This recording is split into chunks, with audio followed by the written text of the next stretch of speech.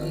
আঙ্গুলি আংটি পরতে পারবেন কি পারবেন না? জি, আল্লাহ নবী আলাইহিস সালাম তিনি আঙ্গুলি আংটি পরতেন এবং আল্লাহ নবী আলাইহিস সালামের এক আংটি ওসমান বিন আফফান রাদিয়াল্লাহু তাআলা আনহুর কাছে ছিল। এই আংটিটা হারিয়ে গেছে একটা কুয়াতে। শামাইলে তিরমিজি হাদিস নাম্বার 612, 13, 14, 15 পরপর হাদিসগুলো বর্ণনা আছে। শুকরান। আমাদের আল ইমান ফাউন্ডেশনের সদস্য হলো নামাজ পড়ছে না, তো এরা কি ফাউন্ডেশন থেকে বের করে দিতে হবে? আপনার পরামর্শ কি?